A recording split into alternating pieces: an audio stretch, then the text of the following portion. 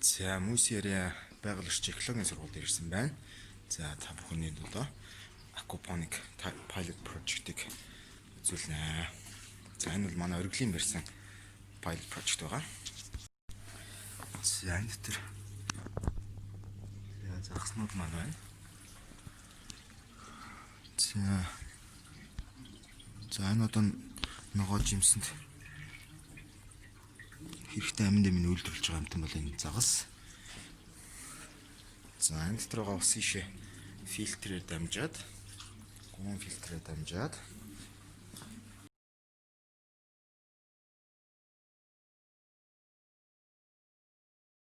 за тэг энд дэш шахагдсан байна. За одоо ингээд энд ямар ч хөрсгүйгээр ингээд харахад үндэс нь цухаад за цэцгийг бол тарьж байна. Тэгэн байдлаар. За тэгээ хоёр дахьч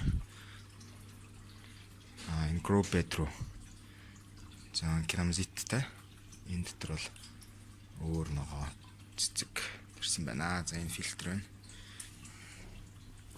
За энэ бол ингээд хөрсгүй тарилт aquaponic систем. За энэ экологийн сургуульд маш олон төрлийн цэцэг навчиг ургуулж байна.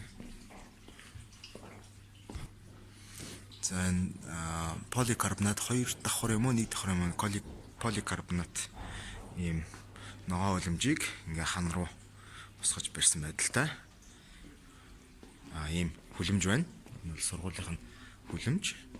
За энэ мөн суккулент төрлийн суккулентууд байна. Кактусны төрлүүд байна. За ингэ цэцэгнүүдийг бас мөн тариалж байгаа байдал.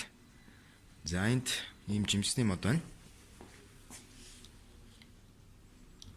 За ингэ дотор орж байна. Энэ дотор дулаахан байна. Парт айн байна. Бас парт тавьсан байна. За та бүхний харснаар загсны явсан дээр ногоо тариалж болох уу гэвэл боломжтой. Гэхдээ мэдээж зарим нэг ногоо тарьж болно. Нарийн ногоонуудыг бол тарих бол маш их боломжтой. Яг commercial aquaponic farm буюу одоо яг бизнес хийж байгаа тийм фарм дээр очиж одоо туршлага хуваалцсан тухайга та бүхэнд удахгүй хүргэх болно.